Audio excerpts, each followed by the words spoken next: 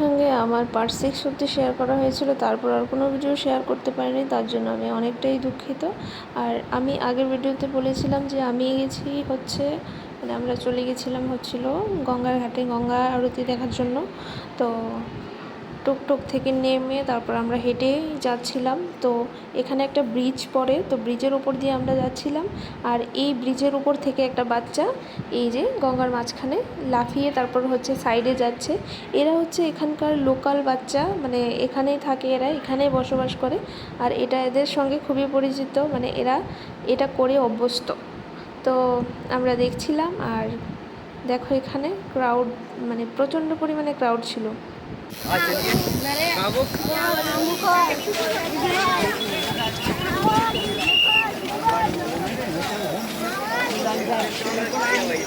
একে তো এত ক্রাউড ছিল, তারপর ছিল ওপর থেকে এতটা পরিমাণ গরম লাগছিল, মানে কি বলবো, প্রচণ্ড পরিমাণে গরম ছিল।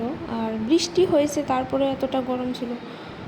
তো এরা হচ্ছে বাবার জন্য জল নিয়ে যায় এইভাবে, মানে ভাড় দিয়ে যেটা জল নিয়ে যায় বাবার জন্য এখান থেকে গঙ্গার থেকে, মানে হরিদ্বারে স্নান করে তারপর গঙ্গা থেকে এরকম মানে হাঁড়ি যে ভাড়টা রেডি করবে এখান থেকে রেডি করে ওরা জল ভরে তারপর খালি পায়ে হেঁটে হচ্ছে ওরা বাবার কাছে জল নিয়ে যায়। যেহেতু শ্রাবণ মাস, তো তার জন্য এরা মানে এরকম করছিল, মানে শ্রাবণ মাসে নাকি ওরা করে, ওখানকার সবাই এরকম করে, মানে লোক ওখান থেকে জল নিয়ে পায়ে হেঁটে একদম মানে ঋষিকেশ অবধি যায়। ওদের প্রায় সময় লেগে যায় 10 থেকে 12 দিন বা 10 থেকে 15 দিন। তারপর এইগুলো দেখতে দেখতে আমরা দেখছি এখানে গঙ্গা আরতি দেখার জন্য অনেকেই বসে পড়েছে নিচে। তো আমিও এদের সঙ্গে বসে পড়লাম। তারপর দেখছি এখানে দেখাই, মানে এখানে হবে না, আরতিটা সামনে হবে। তো এটাই আমরা দেখতে সামনে গেছিলাম। তো সামনের দিকে এগিয়ে দেখছি মানে সামনে এগোনো একদমই সম্ভব নয় বাবা, অনেকটা ক্রাউড, এত লোকের ভিড়, তার মধ্যে আমরা ঢুকতেই পারছিলাম না। তো আমি যেহেতু একটা স্ট্যান্ড নিয়ে গেছিলাম, হচ্ছে সেলফি স্টিকের মতো, এটা নিয়ে গেছিলাম, ওটা দিয়ে আমি মোবাইলটাকে বসিয়ে তারপর হচ্ছে ওপর থেকে একটুখানি ক্লিপ নিয়েছি। তো দেখো তোমরা।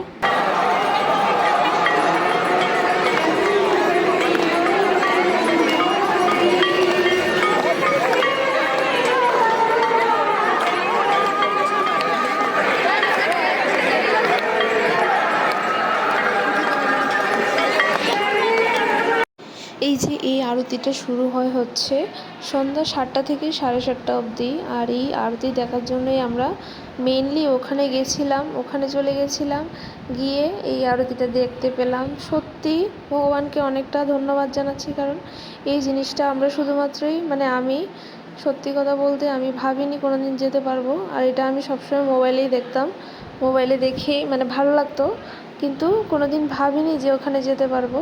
আর ওইখানে 7টা বেজে গেছিলো, তখন আর সন্ধ্যা হচ্ছিল না, মানে 6:30 অবধি ওখানে সূর্যের আলো দেখা যায়, যেটা আমরা দেখতে পেলাম। তো ওই জিনিসটা দেখে তারপর হচ্ছে আমরা চলে যাব, মানে রুমে চলে যাব।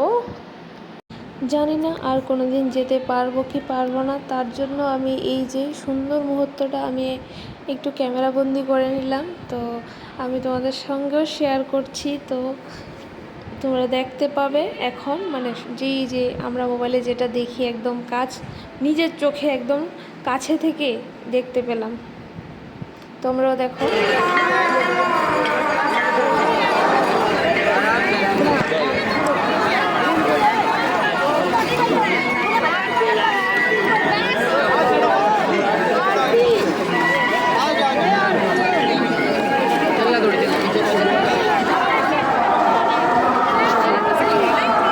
এখন হচ্ছে যে মানে ওইখানে যে আরতি করেছিল এখান থেকে এই যে আরতির আগুনটা নিয়ে আসলো, আমরা নিয়ে নিলাম। তারপর আমরা খাওয়া দাওয়া করে চলে আসলাম হোটেলে এসে তারপর ঘুমিয়ে তারপর পরের দিন চলে গেছিলাম হচ্ছে আমরা এখানেই, মানে কাছেই একটা মন্দির আছে, সেটা হচ্ছে মনসা মন্দির, সেখানে চলে গেছিলাম হচ্ছে আমরা মন্দির দেখার জন্য। আর আমি তো প্রথমবার মানে এটাকে কী বলে, রূপওয়ে, এটাতে উঠেছিলাম। আর প্রথমবার উঠেছি আর এতটা ভয় লাগছিল, মানে কি বলবো, মানে ওপর থেকে মনে হচ্ছিল কখন যায় না এটা যদি ছিঁড়ে পড়ে যায় হয়তো মরে যাব।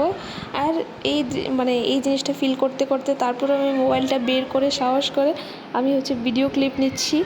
আর দেখতে পাচ্ছ অনেকটা উপরে, মন্দিরটা অনেকটাই উপরে, তো তার জন্যই আমরা নিয়েছিলাম। আর আমাদের পার হেড পড়েছিল 200 টাকা করে। তো তোমরা যদি যাও তোমরাও এখানে যেতে পারবে। তো আর আরেকটা কথা তোমাদের বলছি আমি তোমাদের সঙ্গে, আমার ভিডিওগুলি তোমাদের কাছে কীরকম লাগে সেটা অবশ্যই কমেন্টে একটা জানাবে, কমেন্ট করবে একটা। তো তাহলে আমি ভিডিও দিতে মানে উদ্যোগী হব। তো ততক্ষণে টাটা, দেখা হচ্ছে পরে একটা ভিডিও।